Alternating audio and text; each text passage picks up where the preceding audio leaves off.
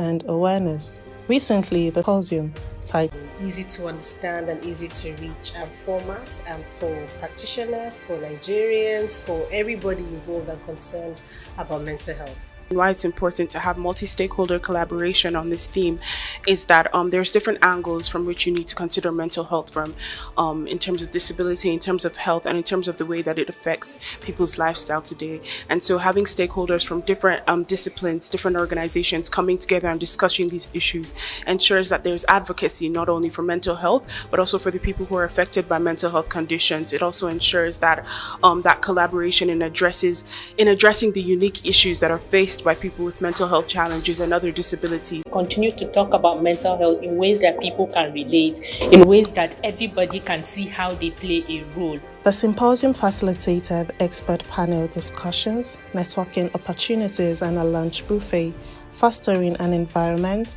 of collaboration and knowledge sharing. Founder of the Sunshine series, Mind Wellness, Aisha Buba, in her opening speech commended the Nigerian government for taking steps to get away from the Lunacy Act that has existed since pre-colonial times.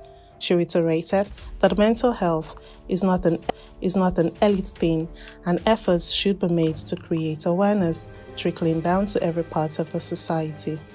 How does it sound like? What are their gaps? How have they been? Regardless of their socio-economic background, and it means government must invest more in mental health infrastructure, including mental health clinics, trained professionals, and public awareness campaigns to combat stigma.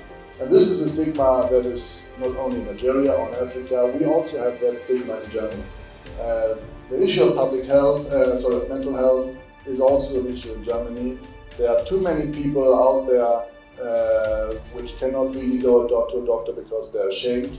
And also in Germany, the network is not that good if you look at mental health. If you want to get an appointment with a therapist in Germany, which you don't pay for because we have a public health insurance, you might even wait 2 or 3 months. So this is way too long if you have a pressing issue. The symposium offered a platform for attendees to participate in a range of activities, including the screening of a compelling mental health short film titled The Dumps. Filmmaker Ramatu Ada Ochekile, who explored the current socio-economic crisis in Nigeria, delivered a powerful message of hope to those struggling with mental health. She encouraged individuals to find strength amidst adversity and to speak up when overwhelmed.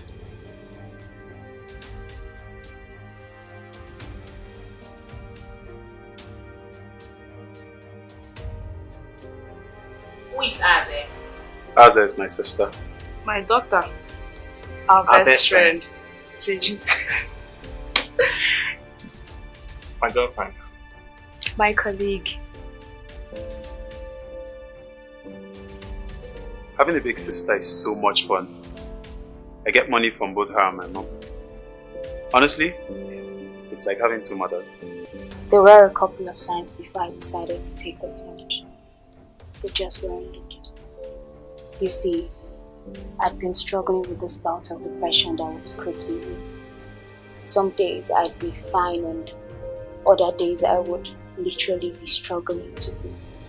When we started making the film, in fact from the script development process, one of the first things that we were looking at was we wanted people to understand that it is okay to have times when you feel tired, when it feels like it is too much for you, when life can be overwhelming. When it comes to mental health, there is a huge stigma in society, and that's a stigma in general, affecting both men and women. But then I could imagine that because of the picture of a man being strong and whatever, man would be especially like lacking the courage to speak about mental health issues publicly, which I think is something that society could think about and maybe change in the future. In as much as the country is also, of course, we're glad for the bill that has been passed, but one of the major problems we face in Nigeria is implementation. So if at the point we are now in Nigeria, we still see mental health as even a religious problem, then we need to actually do better. By challenging stigma, fostering dialogue, and advocating for accessible mental health services, we can create a society that truly values the mental well-being of its citizens. Oh, so first I would like to mention the 112 helpline that the Sunshine series, in line with the Nigerian Communications Commission and a host of partners working on mental health, have brought to being. It's right now open for people who are in Abuja, and they can just call. If you're feeling really down, just call 112. It's toll free, and you can talk to a lay counselor to help you. That is one of the biggest resources I want us to promote. There are also resources across social media that's talking about the World Health Organization social media page is doing a lot, and also Shades of Us, we do things around mental health. In times of mental health crisis, remember that help is just a call away. Dial our toll-free number 112 to speak with a compassionate professional who can provide support and guidance. Your well-being matters. Make the call today.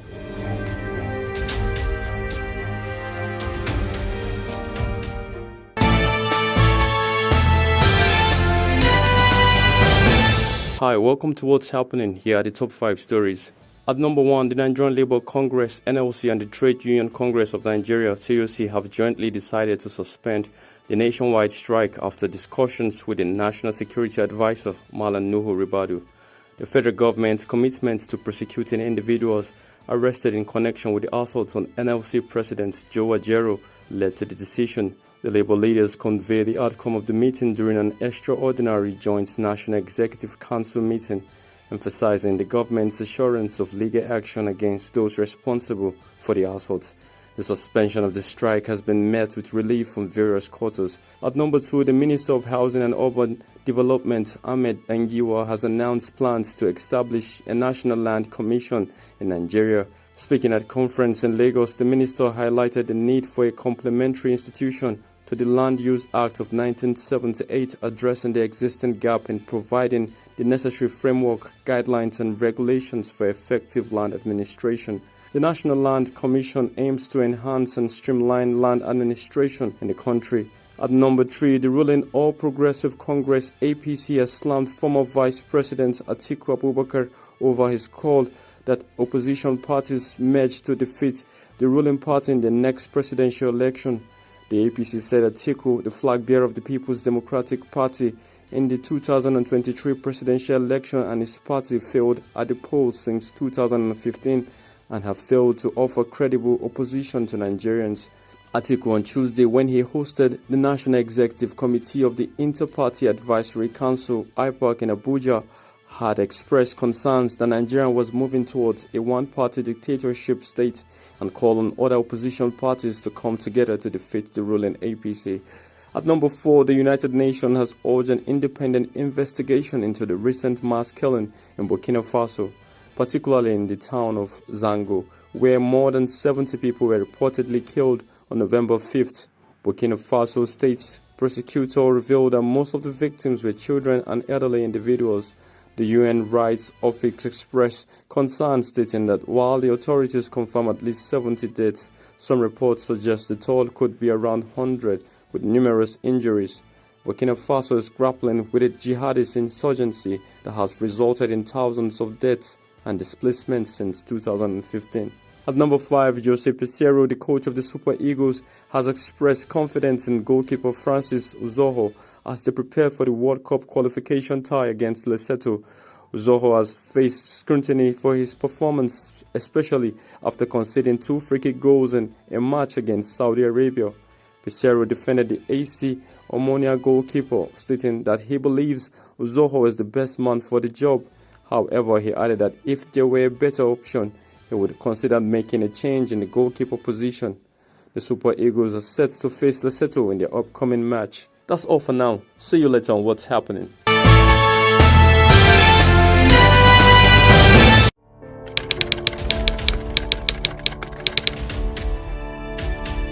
Only one man, God knows Savior, survived to tell the tragic tale that befell him and others on the 15th of January when a lady tried to cross the Nnamdi Azikiwe Express Road along the popular Nikon Junction. The life-changing incident rendered him incapacitated on his right lower leg, making it difficult to fend for himself. So as I did on Sunday, on 15th of January, so I came here. 15th of January this year? Yeah, this year. So as I came, I do on my own. So one lady, you have to cross the express. So as you cross the express, instead of to pass and cross the express, or you wait, make vehicle pass before you go cross. You now carry answer block in here, enter express just like that. And then vehicle that come there on the way, we speak. He can't just instead of to kill the guy, he does the guy. As he does the guy, he no fit control the steering again. Don't waste many souls here. He kill almost 14 people. Have died, he standing. The enforcement of jaywalking laws has proven to be ineffective, with pedestrians continuing to cross busy roads without using designated pedestrian bridges. This rampant problem, particularly along major expressways in the Federal Capital Territory Abuja, has emboldened offenders and contributed to avoidable accidents on the highways.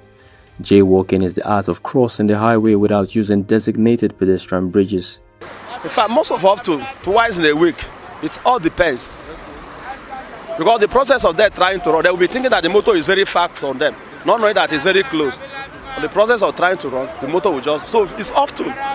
While some road users prefer to use the pedestrian bridges, many choose to risk their life by crossing the highway, thereby interrupting traffic flow. They should just think about the safety of their life and also the safety of road users, because this is an expressway. Most people will be on high speed while driving on the expressway. It's really not safe for you and even for the people driving, because some people may even have bad eyesight, and before they sight you crossing the road, they're already on high speed. So what do you say about that? Your safety, the safety of the person driving, everything is also a detriment. So it's just wiser to use the pedestrian bridge. It won't take you anything to just climb up and cross to the other side. Yeah, I use the pedestrian bridge because that is the right thing to do. Okay. That is why they built the bridge. So it's not proper for individual to cross the road directly. It's dangerous. Laws governing pedestrian safety in Nigeria, such as the FRC Act of 2007 and the National Road Traffic Regulation of 2012, emphasize the importance of using designated crossings and pedestrian bridges. Violating these laws can result in fines, penalties, and even criminal charges. Enforcement of laws. Laws are meant for people, not people for the law. And so when you find massive disobedience, you have to appeal to the conscience of people. Because the world over, if you say you want to use physical or brute strength, to enforce laws, it will come between you and the public.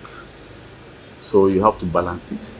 Balance it in the way of trying to appeal to these people, to see reason why they should use these facilities that is provided for them by government.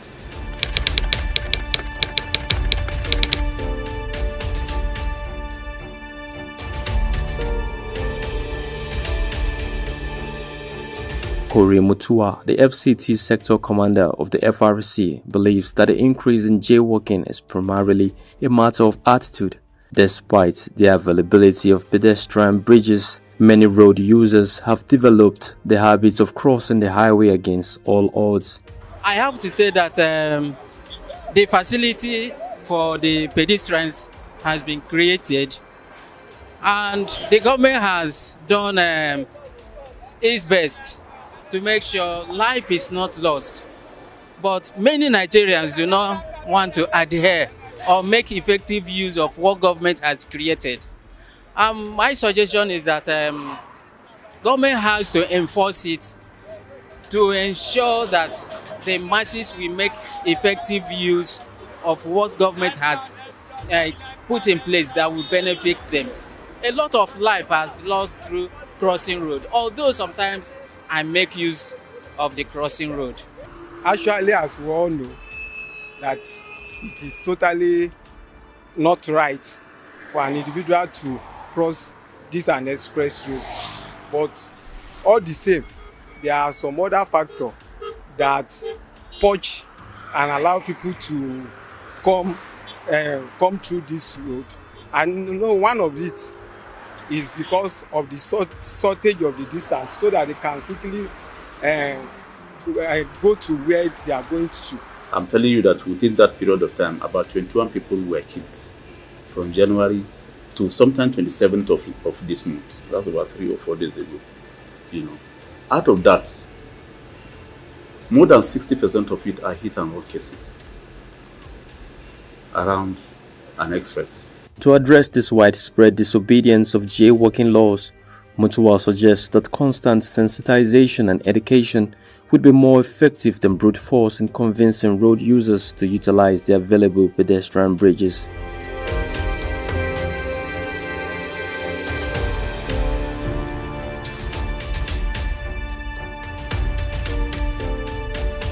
Today, God Knows Savior sits at the same Kishiri Junction along the Nnamdi Azikiwe Expressway, soliciting alms instead of pursuing his former job of helping taxi drivers.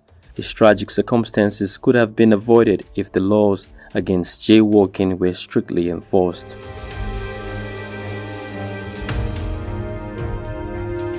Where are the Christians in a perfidious world? Why does it seem like evil rules the world wherein we are called to rule? Why does it seem like we are losing a battle that was already won for us? Who drank 200 billion naira worth of beer in the first 6 months of this year in a country that majority identify as Christians and Muslims, and both religions discourage alcohol? Who is perpetuating corruption in a government where nobody identifies as pagan but all identify as Christians or Muslims? Look into the mirror, guys. Where is the light in a dark, dark world? The world needs the sons of God like never before. The creature needs us to show the way in this darkness. The world needs us to show leadership and direction. The world needs us to show honesty and integrity. Nigerians are doing a lot online. In fact, I think at a time we get to say that people are becoming very, very addicted to social media. Nigeria, a country known for its vibrant culture and diverse population, has recently made headlines for a different reason. It has claimed the top spot among 29 countries with the highest daily time spent on social media. According to a ranking conducted by World of Statistics, Nigerians spend an average of 4 hours and 20 minutes on social media every day. This phenomenon has sparked curiosity and raised questions about the impact of social media on Nigerian society. We hit the streets to hear directly from Nigerians themselves.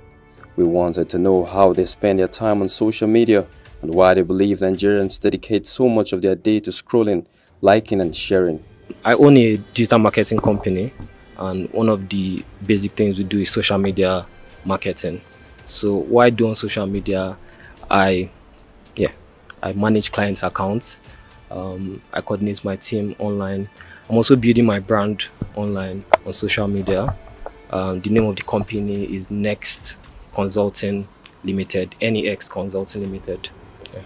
Well, I think a lot of Nigerians market their business online because there's an uptick in people using social media platforms for business. So apart from personal design, they're also using it to promote their brand. And I think Nigerians were becoming wise to the opportunities that social media brings in terms of building a community online and also making money. So a lot of these platforms, they are monetizing it in such a way where they pay you to use the platform. So the more community you have, the more money you can get. Nigerians are known for their boldness and willingness to share their opinion regardless of how brutal or hurtful they may come across. This unfiltered nature has shaped the online landscape, so we asked what social media platform they use the most and what their thoughts were on the prevalent issues of trolling, bullying and cloud chasing that often dominate online platforms. It's actually, sometimes it changes, but currently I think TikTok. I spend an ungodly amount of time on TikTok. I would say we really need to focus on us. I mean, it happens to everybody. I mean, there are certain things that you see online that you do not like, and you're so easy. It's so easy for you to just say, oh, this person is this or this person is that. But I want us to take the time to pause. How would we feel if this thing is being said to us? And sometimes we really don't know the full story. Some people are coming from hurt, they're coming from different things, and that's why they do the things they do. So if we take the time to imagine, okay, this thing I'm saying, I'm also Christian, so I'm always very conscious that, okay, this does not represent God, and so I think of that before I put anything out there, and I think people should think about that before they put anything out there. Some respondents expressed their disappointment with the way social media is used. They complain that there is more unpleasant content than valuable content. They share things just for the shock value or to get a reaction. It's not always pleasant to see. I see posted something on my status today where I was like really condemning some things that most people do, especially youth. I really feel that most ladies don't even have dignity again, because you see people posting what they're not supposed to post. You see them going naked and all, maybe just for views, and it really doesn't even make sense for me. So I feel that these are things that people shouldn't be doing. It's really unexpected. Like, it's not nice. Yes, they really misuse social media. Not all our respondents see social media in a negative light. They share some of the positive things they like and do online. And then the other side, when I want to scroll and rest, I use Instagram, you see. So, and you find a lot of people there, you find a lot of resources to engage you. So people are almost there 6 hours, you might not even know. Just to check one post, you'll be surprised that another one has interested you, and then you are scrolling and scrolling and scrolling. So that's it. Nigerians are very, very social people. I won't say that Nigerians are social animals, right? They like to engage, they like to participate. So they feel social media is the place for them to find like minds or people to engage them. And secondly, this is on the slides, right? A lot of things is happening in Nigeria. So people need things that can help them ease off mental stress. And of course, when you get on social media, you see a lot of things that will make you laugh and smile. I'm sure you understand, so that's why. No doubt, social media provides a platform for self-expression, creativity, and connection. However, it also raises concerns about the prevalence of online negativity and the need for responsible digital citizenship. The new administration has a lot to do here. Let's see how effective their proposed regulation of social media will be.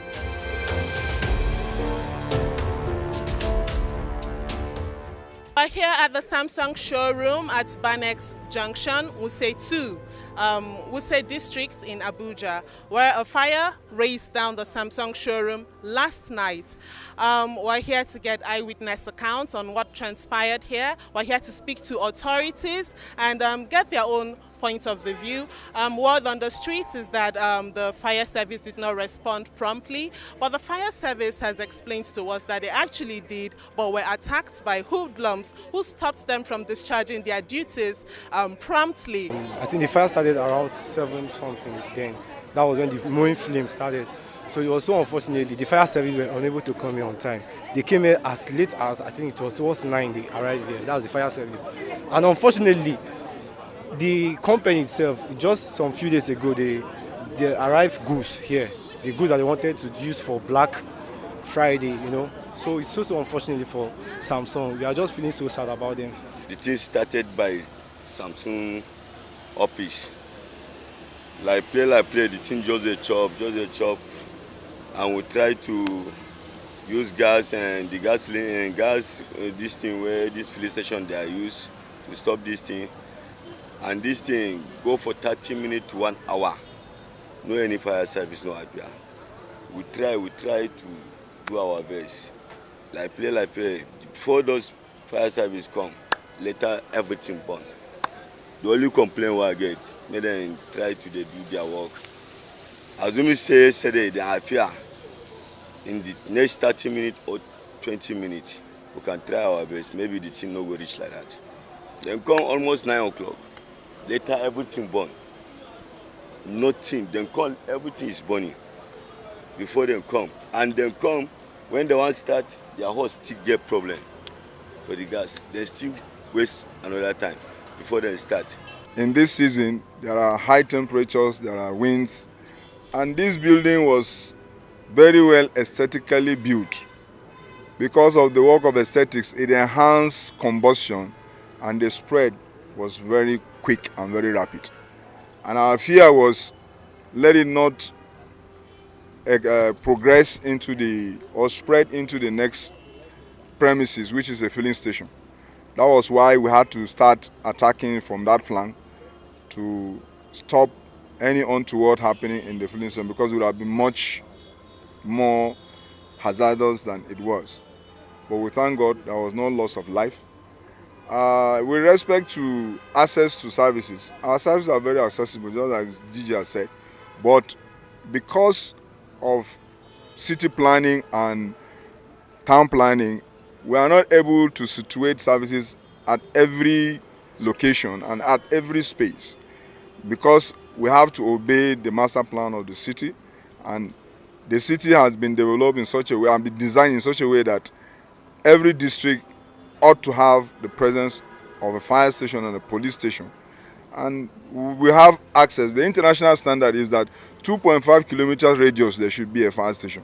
But we know that we are moving on and we will get there eventually. But for now, our services are available. We had a distress call yesterday in the evening through our control room that there's a fire incident here at Samsung office, Wuse 2.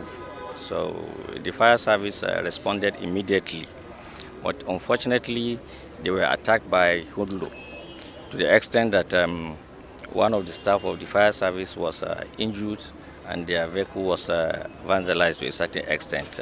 They have to turn back and communicate with Garki and Wuse police so that they will come and assist in crowd control, which they did immediately. But because of the time gap, that time, when the fire service responded that time, the fire was still under control to an extent, to a lot of extent. But because of the crowd that attacked the fire service fighters, we had to call the police, as I told you earlier, and civil defense for crowd control. Within that space, before you know it, the fire have already spread around the building. Nonetheless, the fire service, both the FCT fire service and the federal service were at hand. They were able to control the fire at about 1:30 in the night. We are going to look at the safety aspects of cladding of building. We are going to collaborate with the Akuren, that is engineering aspect in Nigeria, to look into the safety aspects of cladding of our structures. Let it be fire resistant. Then number two, the district heads through airports enlighten the youth. They should stop the attack on fire service.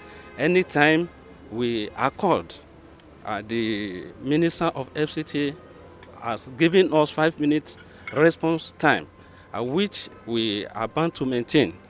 But the attack on fire service do prevent us from carrying out our responsibility most at times. Attempts to reach the facility management regarding the fire outbreak were unsuccessful. However, an anonymous staff member disclosed that a fire began in one of the offices shortly before closing hours.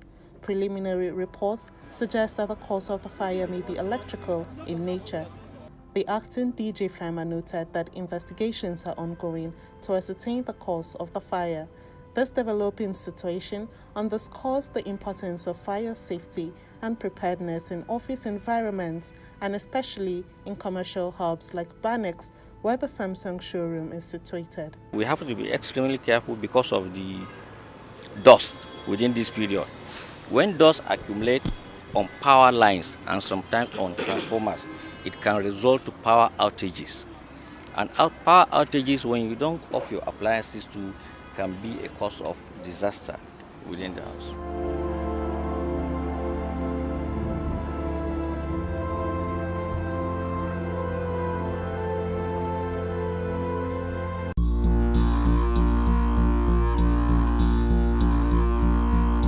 A judge of the Rivers State High Court, Justice Eberechi Wike, has urged the National Assembly to consider imposing harsher penalties on those convicted of rape.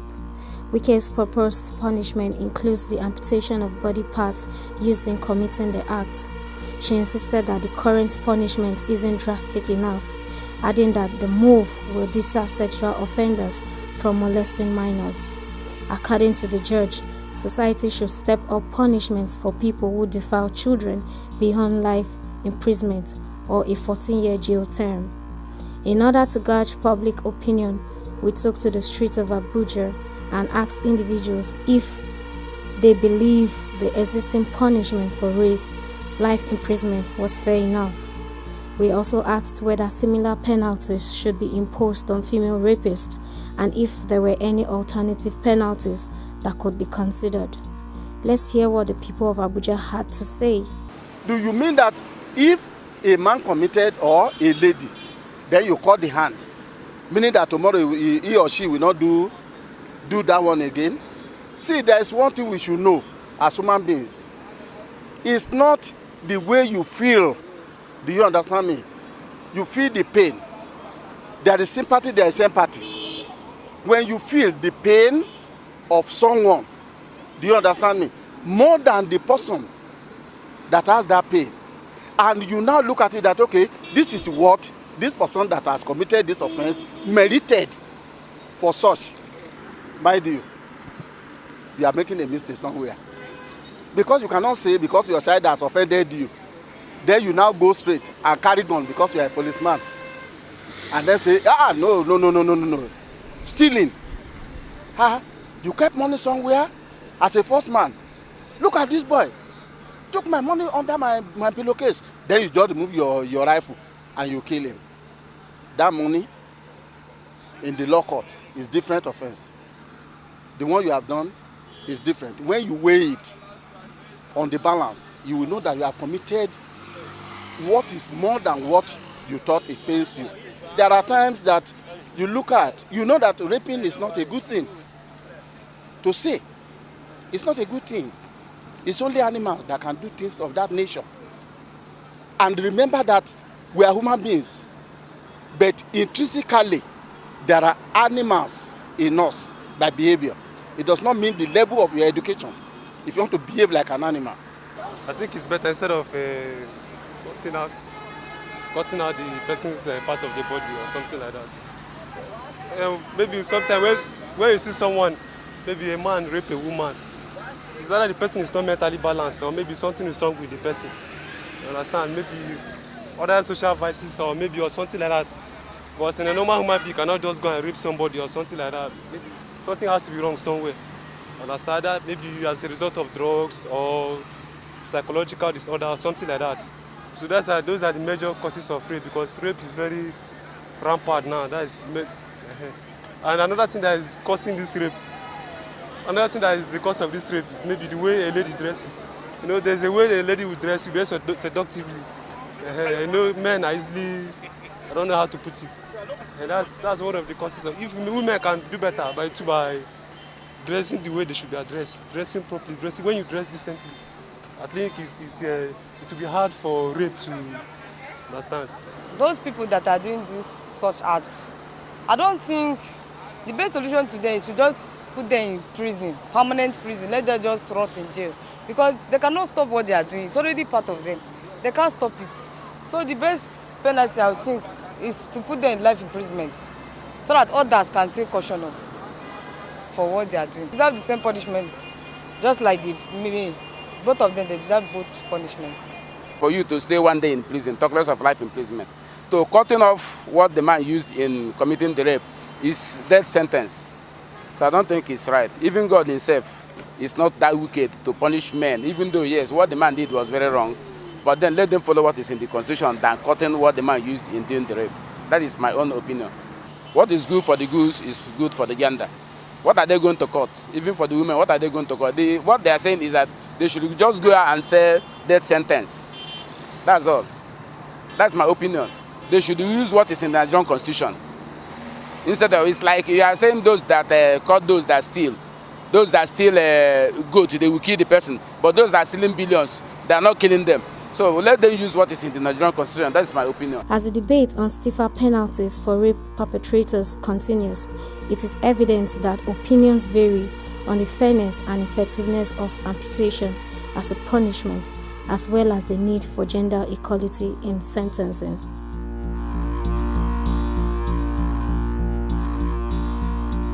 You want to be a leader, but you're not prepared to be a follower. How can you lead if you don't know the pains and issues of a follower? How can you fix a broken school system when your children don't school in Nigeria? How can you fix public schools when your children go to private schools? How can you fix the healthcare system when you're not prepared to be treated as a patient in that system? How will you know that our hospitals lack basic diagnostic machines when you fly to London for the basics? How can you fix roads that you don't use?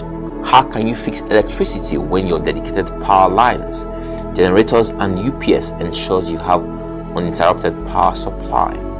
How can you call for war when you're not prepared to be at the war front? A good general leads his men into battle from the front and not from the back.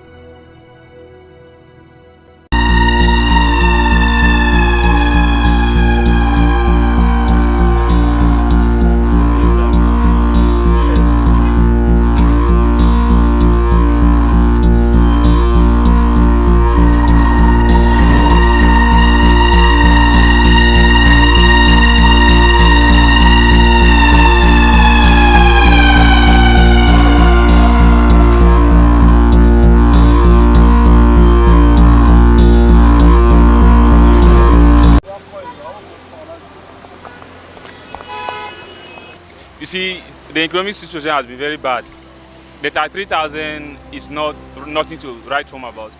That's why I trek some distance just to cover up. And if you go to the market to buy foodstuffs, it has been, a very difficult issue. And not living with your parents has been another issue. Paying house rent and transporting yourself to your work every day, it has actually been an issue. So, but we pray that something will be done to the economy, because as it is now, we are wallowing in a state of economic and financial kwashiorkor, and we pray for a better Nigeria. School members are going to partake in the election. My advice to them is they should do the right thing. They should not allow any politician to buy them, because our politics has been anchored on prebendalism, cankerous tribalism, and ethnocentric chauvinism. So they should better do the right thing, and they should not take sides. They should be neutral. And regarding the electors, those that are going to vote, they should vote somebody that have the capacity, that have the mental magnitude, that we bring about a total transformation from this state of Nigeria that we are now to a state of Eldorado. If not, the way things are going, this is not the country we pray for, and this is not the Nigeria that anybody will pray for. I will tell you, infrastructural development in each of the states is key. Why do I say that?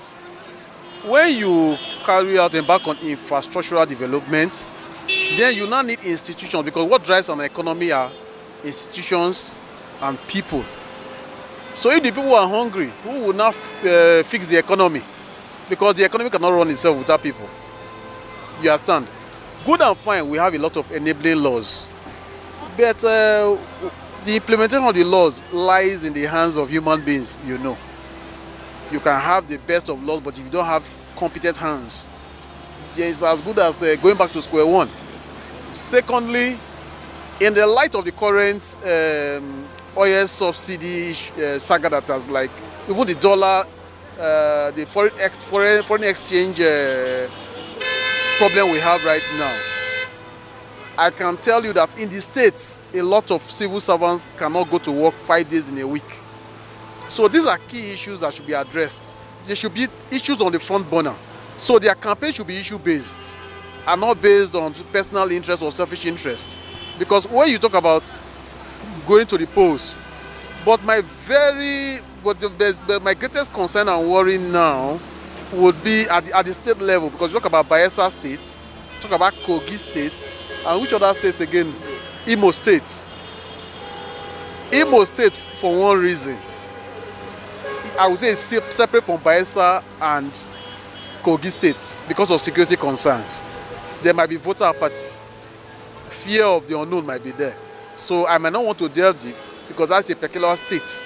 But for Bayelsa and Kogi State, the people who might actually want to come out en masse to vote because of the political tension that has been building up over the years concerning APC and the PDP issue. Kogi State is being run by an APC leadership, then you talk of Bayelsa State PDP.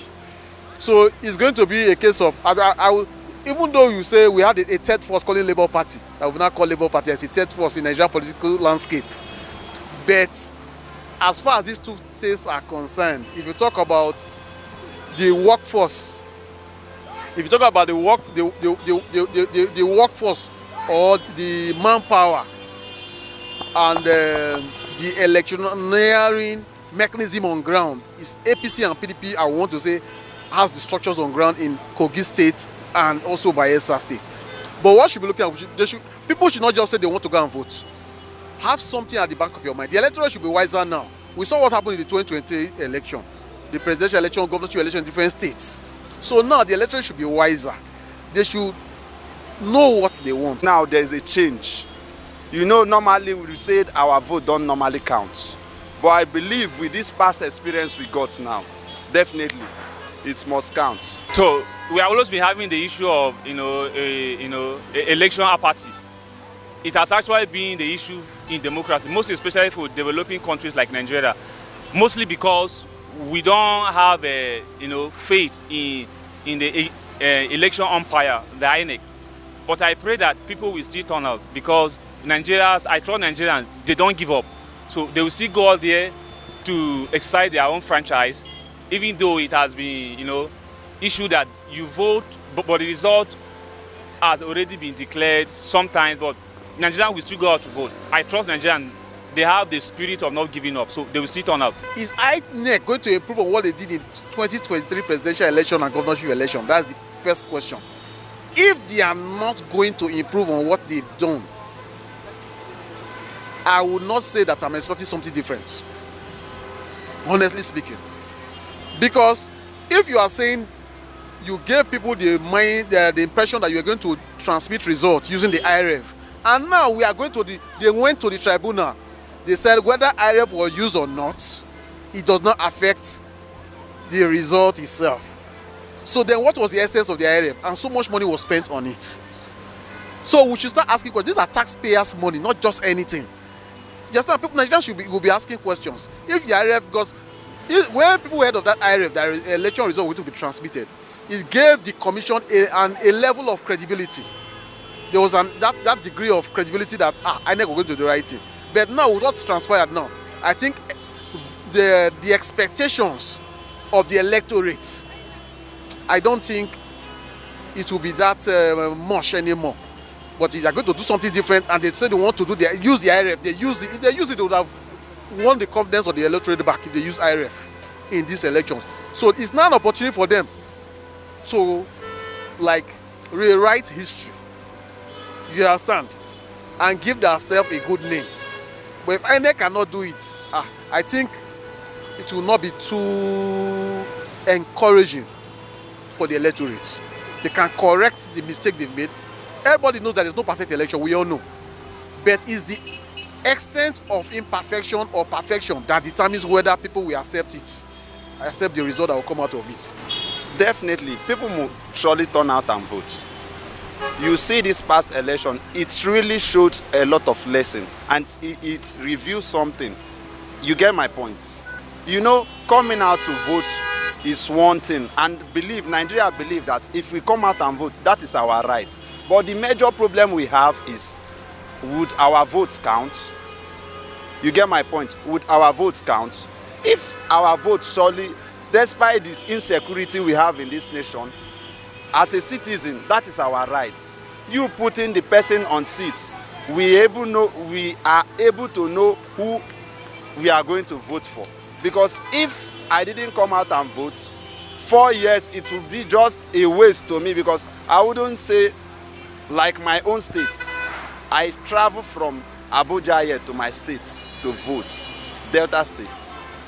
And now I can beat at my chest and say my governor is doing well as a citizen. So definitely, I plead to Nigerians, if you are a Kogi, you should come and exercise. It's your right. You should come and exercise. It's your right. I believe your votes will count this time. Maybe before it doesn't count before, but now I believe it will count. What defines Nigerian politics, let me tell you the truth, is religion and tribal sentiment, and that's just the truth. If we are going for real competence, bringing technocrats to work, we will get the best. But at the end of the day, somebody will say this person is from my ethnic group, so I think I should get something from him by supporting him. They don't hide it anymore. That's why I said to somebody, I said apart from national level, whereby we now have something like a regional politics agenda now. The Nigerian politics at the presidential election, we saw it. What we are now dealing with now is regional politics. But when it comes to the state level, ethnicity and sentiment will come in, not based on competence. And we should not go back to the drawing board to ask ourselves, if we are going along the line of ethnicity and sentiment, will Nigeria grow? No. Why are people complaining that the president is not doing anything, federal government is not doing anything? Because there's a defective structure of governance at the state level. If the local government is functioning, nobody will be talking about what is the federal government doing. If the state government is functioning, nobody will talk about what the federal government is doing. It's because there is a disconnect at the local government and state level. You are not seeing too much pressure on the federal government. People should go and ask their local government chairman, the roads we need local government, how many have the local governments developed? How many infrastructure are in this local government? You have local government chairman. You understand? You have local government chairman, you have state governors.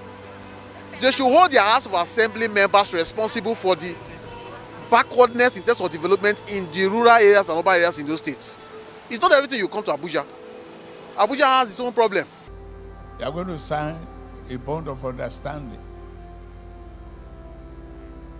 between you, the ministers, the permanent secretary, and myself.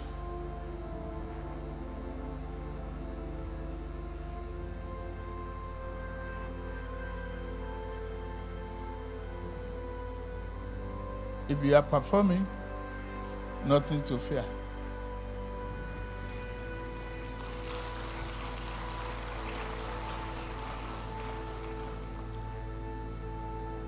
If you miss the objective, we review.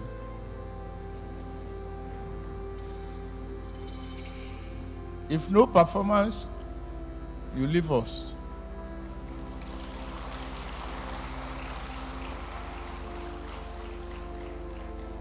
No one is an island. And the buck stopped on my desk.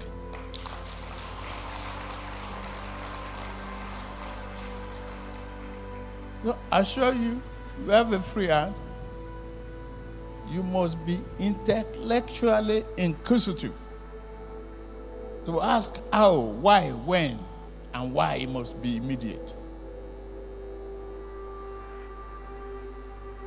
You have responsibility to serve the people. I've taken a young lady, very dynamic, and this Abala man to head that delivery unit.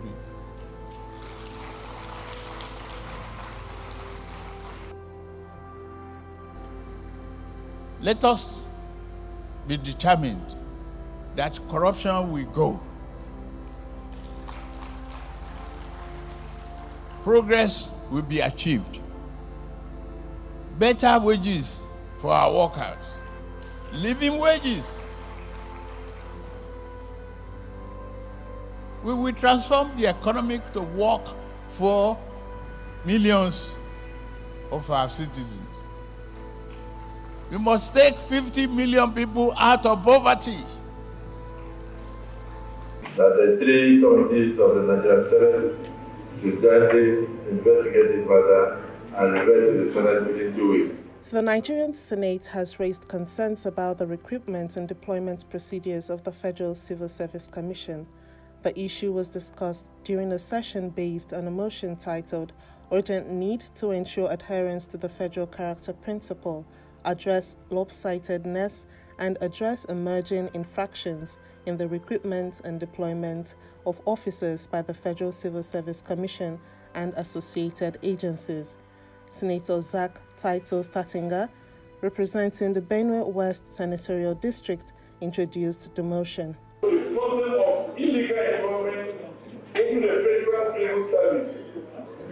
Speaking on this issue with journalists in July, ahead of 2023 Civil Service Week, the head of Service of the Federation, Dr. Olachade Yemi Esan, announced that the federal government has covered about 1,618 civil servants with fake employment letters.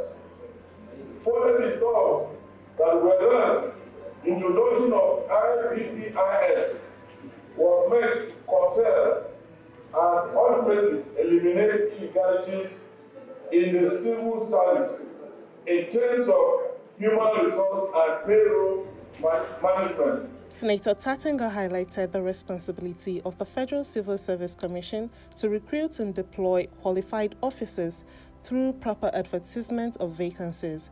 However, allegations of irregular recruitment methods have been brought to light. During the discussion, senators expressed unanimous agreement on the importance of swiftly upholding the federal character principle and rectifying any imbalances. They emphasized that failure to address these issues could negatively impact the cohesiveness of the civil service, potentially impeding effective governance and service delivery. Underrepresented in different NDAs because they don't know one or two persons in high positions that will hire them. And so we must take this motion very seriously to bring sanity to the process so that at least our citizens can feel a sense of belonging to the country Nigeria in employment, so that at least this teeming population of Nigerians who are very qualified and have been seeking for employment can at least be employed. The Senate has assigned its Committee on Establishment and Public Service Matters to conduct a comprehensive investigation into the matter. The committee is expected to present appropriate recommendations to the Senate based on their findings.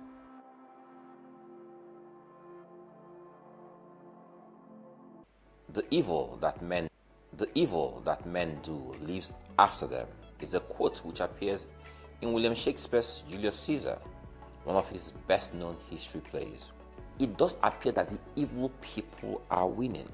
This is why it's far easier for evil practices to spread than good practices. This is why bad news spreads faster than good news. It always seems the bad guys are winning both in life and afterlife because they are evil, and the effects of their evil continue to haunt and affect the living. This is how I feel anytime I think about the INEC chairman and what he did to Nigerians. If not for the goodness of God, this country will have burnt to the ground. Is he going to get away scot-free is the question I ask myself every day. 198, and then it went to 617, and now we're buying at I think 630. They did not even inform anybody, and we did not even see anything. We just later can see the price 614 naira per liter, and still yet the way we are carrying the passenger, we are still managing it like that. So may government just help us to find solution on it. It's causing a lot of shortage, and everybody is striving to see how to live. Eating, feeding, as in transportation, everything is high, and we're in for it already. So we're praying that God should intervene in our government. God see what He can help us with, and things should go well, as in a lesser amount of fuel, because once the fuel is low in price, then things will become low. The foodstuff will be low in price. But since the fuel is high, everything is just high. Everything at all is high. Market forces, that's what they say. Market factor determine. Say however it happens, we are collecting it now. Everybody's collecting it. Even you might check out when you used to come to work. How much now? How much are you paying? So maybe because I have 1,000,001 things in my head, I cannot really remember all. But I think the last two, was moved during the announcement by the president that he was going to take out the subsidy removal. It now jumped from where it was to about 530 or thereabout. I can't remember exactly, but suddenly it went up to 617, And now most of the filling stations sell for I beg your pardon, 640. Yeah. We just dey manage because the things we don't understand, because even the passenger now, people are known because there's no money. So we just dey manage, because even me now 6,000 naira I buy. If now before if I buy 8,000 naira to fill my tank, but now you can't go anywhere safe. If I go Buhari now, come now, you don't finish. I always to buy another one. But I'm just checking the meter now, and I'm seeing it's 640. So I'm just finding out that it's 640 at the moment. The former price before is on 615 naira. Some is selling 613. But NNPC now they are still selling 613. But before you get the fuel there, it will take a time because of the queue that is inside the NNPC. Of course, it have increased. It have affected my budget already. So if you don't have anything that will actually bring back what you spend on the fuel, let the car remain at home. And if you have the option of using a smaller car, or you do have a smaller car, I think I will advise that you use that rather than trying to impress. No, this is basically for mobility's sake. And it depends on where you're going to. There are places you go to that you don't need to go in with a big car. Because I realize some security personnel don't even like people who are average income earners in Nigeria. You can go with a Corolla, a smaller one, into an office. A security will tell you, "Oga, I beg park outside." Come in with the likes of LX 570, the Land Cruiser Prado, and so on and so forth. And then the security, welcome sir, not even knowing that the car might not even be yours. So we actually, the masses, don't even like ourselves, and we keep blaming it on government. We don't. Give somebody an opportunity, he will exploit every other person. So that's basically what it is like in Nigeria right now. Well, we're Nigerians, we have to cope. I think that's just the most important thing. So that's it. So they carry from Buhari to Area 1,000. From Buhari to Bega, 800. So that is why, and some people, there's no money now, they complain, say help me, I beg. Yeah, there've been a lot of calls and all that, and I think that the government should do more. I don't think the government have done enough. So in terms of making the refined products available, that's number one. Number two, we have refineries in Nigeria. If those refineries can be fixed and being made to refine crude oil, I think the prices of crude oil or fuel or petrol or whatever could definitely come down. We don't have any options. We are still carrying the way we are carrying it, because if we say we wanted to increase the price now, it will even affect everybody again. That is why we are just managing it, leave it the way we are carrying the way the price is before. The problem, sometimes when you go to NNPC now, you see queue too much because of the price way low small. So it's better you buy for where you just go and before you know, so you don't go come. But if I go queue for there now, I don't know when I will get for it sometimes. So that's why.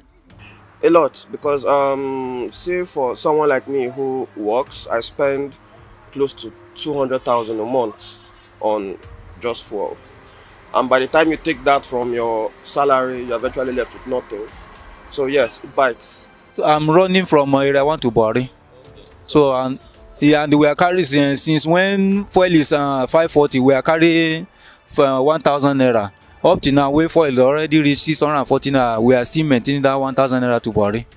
NNPC actually have got a regulatory body, the Petroleum Price PPP something, and the truth of the matter is, I don't think they're so effective in regulating these petroleum product prices, because if they are, lots of filling stations would have been shut down by now. NIN is free in Nigeria. There is no reason why you should pay for enrollment. It is free. If you come here and give anybody money, or you go to any of the NIMSI offices and you go and give them money there for enrollment, you are adding to the problem. If we all keep saying we want Nigeria to be better, let's also practice it. They say charity begins at home. You don't give them. if there's any issue, go onto the website. There are channels there for you to escalate the matter. I'm actually getting that feedback directly myself and addressing it. So I will tell you that in-house as we speak, the backlog we had in-house at the back end has been cleared, and it's over 2.5 million. It just got cleared yesterday. So that's in-house, to show you that we're addressing all the problems that we have. And the backlog that they have here, she has under 2 weeks to make sure she clears it. That's the state coordinator for FCT office. But we will support her and make sure we make the necessary provisions for her to be able to do her job very well. As you see, I have my inspectorate and enforcement head. Please step forward.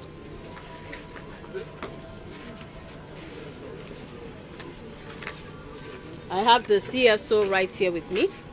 I've set up a committee for them to be able to, in conjunction with the police, for them to be able to address all of these issues.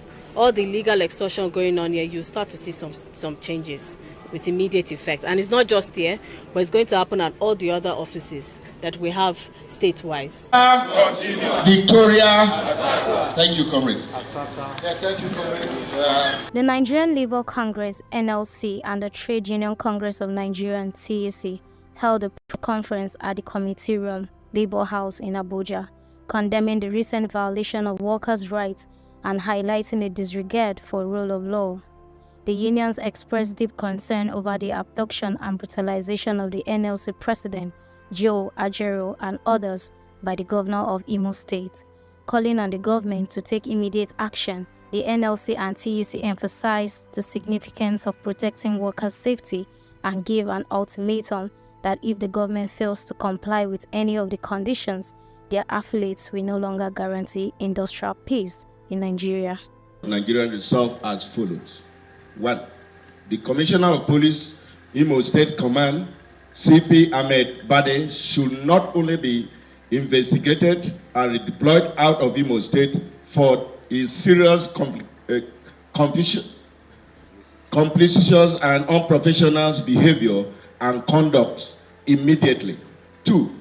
The area command of Nigerian Police Force and all other officers and men in Owerri, through whom the police commissioner supervised the brutalization and humiliation of Comrade Agero and other workers, be relieved of his office and stripped of its commission. 3. Mr. Nwaneri Chinesa, advisor on special duty, who supervised the terror on workers and partial brutality meted to the corporate president, Comrade Joe Agero, be arrested immediately and prosecuted for his crime against workers and the president. 4. We demand an immediate, independent, and unbiased, thorough professional medical examination of Comrade Agero in light of his physical and psychological injuries inflicted upon him. 5. Other workers and journalists subjected to his inhuman treatment by the police and the Hope Uzodima's group be treated by the states and all the properties lost be restored immediately. All outstanding industrial relations issues, as preciously agreed in the Imo State government, be implemented immediately. We further resolve that in the events the government fail to comply with any or all the conditions above stated, NLC, TUC, and their affiliates will no longer guarantee industrial peace and harmony in Nigeria beginning Wednesday, 8th of November 2023, while a joint National Executive Council NEC meeting of the two labor centers will meet to decide the next course of action.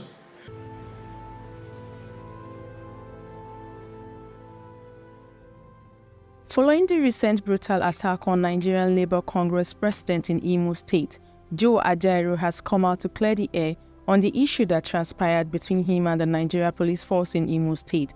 Ajaero said this during a press briefing in Abuja. According to the Nigeria Labour Congress president, the Nigeria police handed him over to thugs where he was being tortured and brutalized. We wrote the DSS, we wrote the police, we wrote everybody. And then when we got there, the event started unfolding. We addressed the workers and told some of them that came that same day with complaints that they have not paid them for years. And we said that will happen tomorrow. Ask all the people they were owing to come out, since the governor was saying he has paid everybody, so that we can assemble them for the governor to see the thousands of people, assuming he was not aware. It was in the event of doing that the following day that we got report that workers that arrived as early as 7 a.m. were beaten up, their properties, their belongings, their phones seized, some of them with broken eyes. It was because of that around 9 that I went there with the assistance of about 20 security personnel. I was in the secretariat of the NLC and called some journalists to join, and then some of the officials of the NLC, so that we can address the press on the situation in Imo. It was then that the police led other people, those uniform, mufti, and they came and withdrew about 20 security personnel that were there, we cried to, guiding us. And then the policeman arrested me and handed me over to talk. One of his small, I don't know whether that one is sergeant or inspector, said, "Oga, why don't you take him? Don't hand him over to these people." He shouted on the sergeant also and said, "Come on, shut up." And that was how they dragged me on the floor, took me to this boss Imo, and about 7 people. I can't explain the beating, but they tied my nose, tied my eyes, tied everywhere, and were hitting me with all manner of documents. And they were asking me why I was challenging hope, that I should say my last prayer, and that they were taking me to call it Joaba River. That's where they would throw me. That was in the process. I didn't know how the same people carried me to police headquarters, the dogs, with their doors, and brought me down there. And the police people were standing outside as if they are waiting for a common criminal. But that wasn't the end of my journey. When I got there, they transferred me to another bus, to where they call Tiger Base. It was there that they brought out even what they call court order and started interrogating me. There I gave statement. Even in the tents, I was pleading that I need to take I need some medical attention. They interrogated me for hours. I think it was in that process that they got a call and took me to the office of the Commissioner of Police, who now ordered that I should be taken to police hospital. The rest is now story. Ajaero also made a clear warning to those siphoning workers' salary in the state. And whosoever has diverted the workers' money, wherever it might be, has diverted blood money and has attracted generational costs. The same thing with those justifying it, either through their write-up or whatever. So gentlemen, I don't want to be emotional about it. That's where we are today, and I've come to tell you that I'm alive here today, at least to narrate my story. Yes, so I think what that statement is trying to do is also to send back the message to the political actors that they need to play this game according to the rules. They need to talk to their supporters. In fact, they need to rein in their thugs. So I think that's a way of, or my own perception of what that message is about. So for me, it's not about whether you support or whether you do not support the motion. The key thing is how do we de-escalate the violence in the process, in the electoral process? How do we ensure that the security agencies play their roles? Because whether you like it or not, if you're in the shoes of INEC and in the electoral process, why should our electoral process be synonymous with violence? Yes, most of the violence in Nigeria will come as a result of results being anticipated from the polling unit. When your party is not gaining any further results you anticipate, there is every possibility that talks there will go on violence. So if INEC can do justice in their own way and transmit it the way it is, you understand, via their electronics.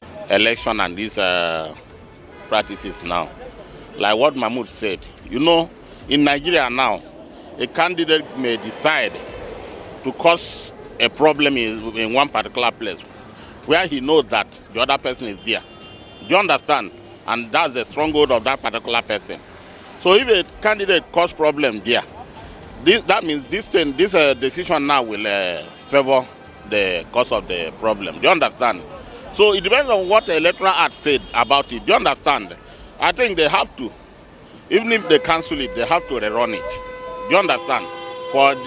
So that there will be 50-50. Okay, I'm in motion of that. Yes, because people might do massive rigging as violence is going on. They can scatter election materials, and things might get out of hand. So yeah, I'm in support of the motion that he should cancel the result. So that statement, I'm not saying it's wrong or right. And for you saying the result is around the corner, no. The election is around the corner, no. It's in the corner. We have no, INEC have no hand on this. The only solution to this election is security. If Nigeria can guarantee security and everything, let's consider everything done.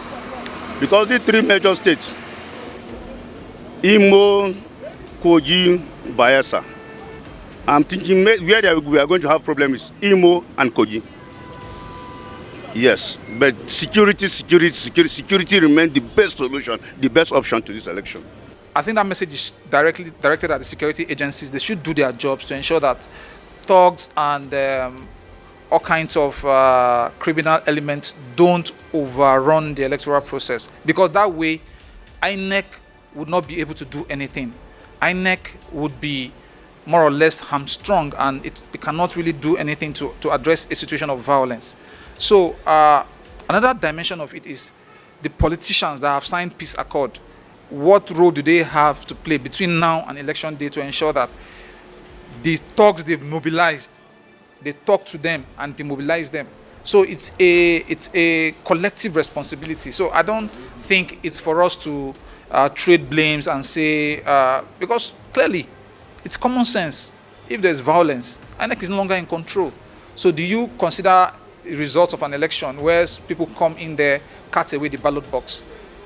Do you know the manipulation they will have done to the ballot and all of that? So I take it as a message to the relevant agencies and also to the politicians to do their part in ensuring there is a free, fair and credible election. For the fact that they say it will not count, I don't support that. I don't support what the work of security officers. They are there to monitor and to forestall any violence that may erupt. So if they say it will not count at all, that means there is ulterior motive behind that. Like I can now go and cause problem in Buhari area council while I'm from Wuse.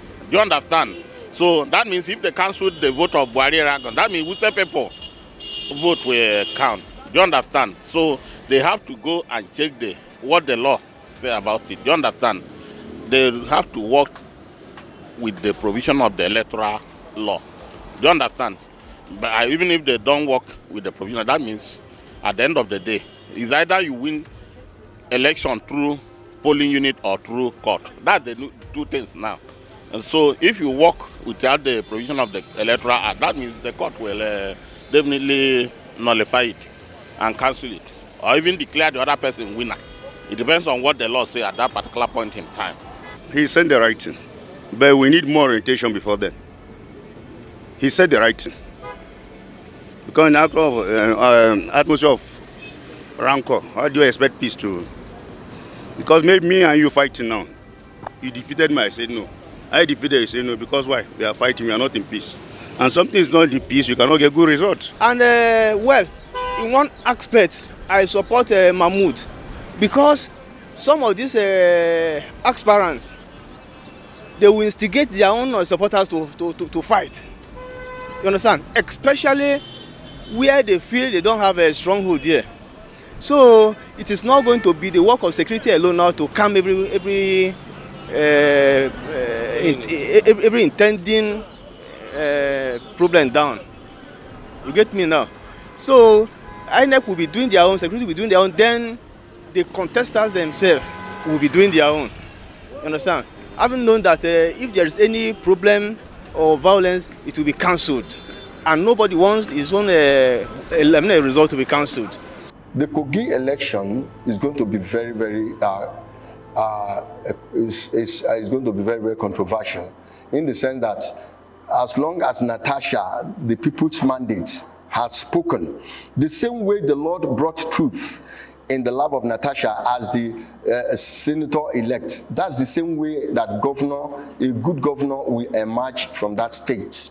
The mandate of the people, not a governor that somebody imposed on anybody.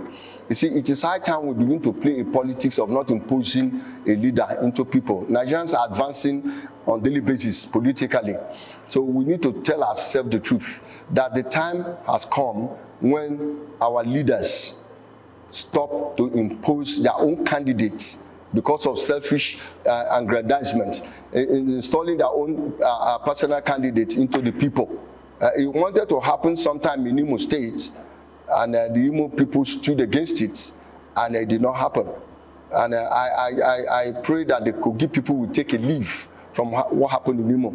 Though the Imo people, our own case is a very peculiar case, because it was like from fry pan to fire. But what we are going through today is not what we anticipated. So, but I just pray that Kogi case will be very, very different.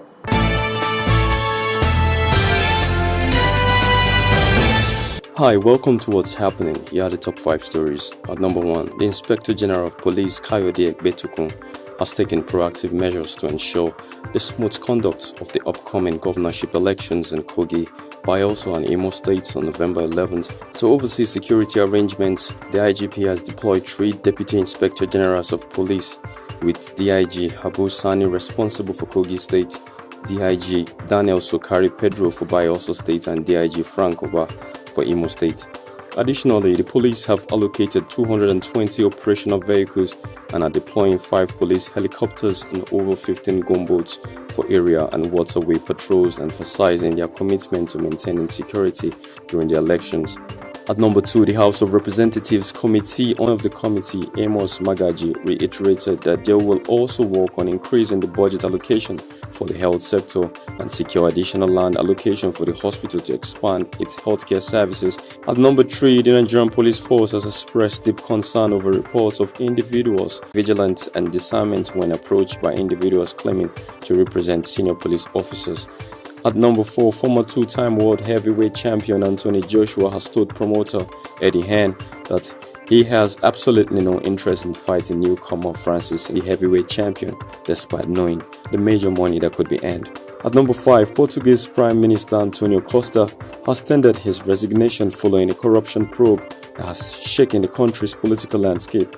Costa, who has been the leader of Portugal's Socialist Party since 2015, maintains his People of Biafra, IPOB, has issued a stern warning to the Independent National Electoral Commission, cautioning against any attempts to rig the forthcoming governorship election in Imo State. Hi, welcome to What's Happening. These are the top 10 stories.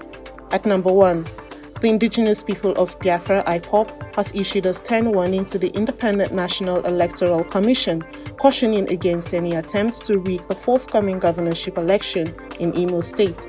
IPOB's warning extends to INEC's ad hoc staff with a clear message that those found attempting to subvert the people's will in favor of the ruling All Progressives Congress will face severe consequences even after the November 11, 2023 election. In their statement, IPOB emphasized that INEC personnel, both staff and non-staff, should resist bribes and intimidation from the APC or consider stepping. The Minister of the stating that the gender bills previously rejected by the 9th Assembly would be revisited. He expressed hope for executive support since key members of the executive branch had parliamentary backgrounds. Some of the bills to be reconsidered include proposals for specific seats for women in legislative houses, affirmative action for women in political party administration, extending citizenship to foreign spouses of Nigerian women, and establish cabinet roles, vital statistics, and other vital 2022, encouraging the automation of such processes and adherence to the UN Legal Identity Agenda. To implement this innovation, the National Population Committee significant shift in the policy in effect from November B. At number 6, the significance of technology in sanitizing and repositioning the mining sector for greater productivity.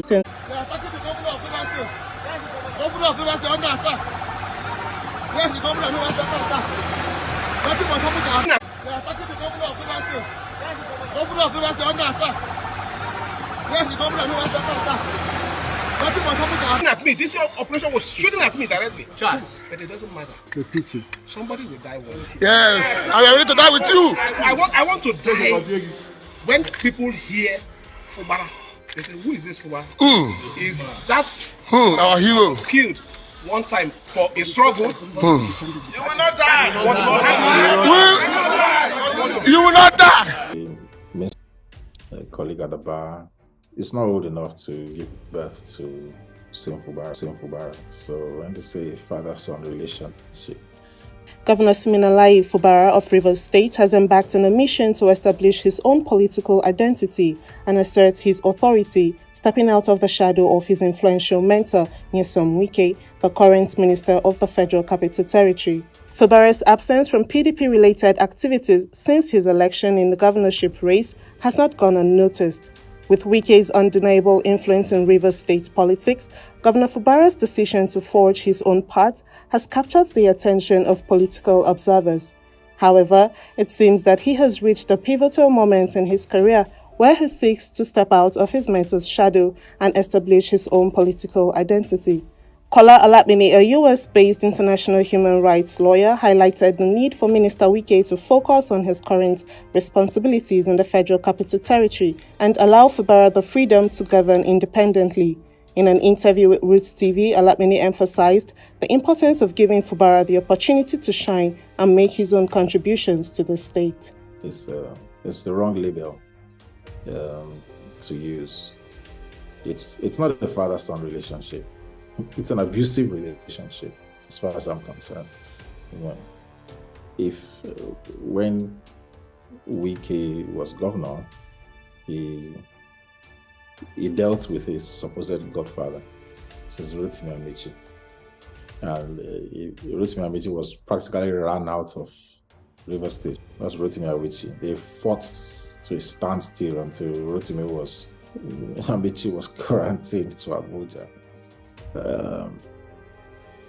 I think Sim Fubara does not realize who is up against, and he needs to buckle up. And it's the Rivers people who lose eventually. Wike has his hands full in Abuja. Abuja is a complex space. He should take his eyes off Rivers State and allow the young man to do his job. He himself said so when Rotimi Amici was made the Minister of Transport, that he should face his job and let him control River State and do a proper job, which he did. They call him Mr. Projects. Everybody was happy with what he was doing. He should allow Sim Fubara to be his own man and, put his own imprint on River State. Because I don't think Sim Fubara realizes the power he wields as a governor. The moment he does and knows how to wield that power, you see, Nyesom Wike is a man you either love him or hate him. He's a lawyer. He knows how to use the law. He knows how to use authority. So that gives him an edge. And you can see he's very unperturbed because he he knows what it means to wield authority, and he knows how to use it. The day Sim Fubara realizes the enormity of the powers he has as a governor, he will do so. And that will be game over for Nyesom Wike. He would learn to face his business in Abuja. That's all I'm going to say. So Sim Fubara needs someone to tap him and wake him up that he is the governor. While it is recognized that many Nigerians have traditionally emphasized the importance of continuity in governance, it's essential to highlight that Governor Fubara currently holds the position in Rivers State. As such, he should be afforded the opportunity to govern based on his own judgment and priorities. If he opts for a different path from his predecessor, that's a decision within his purview.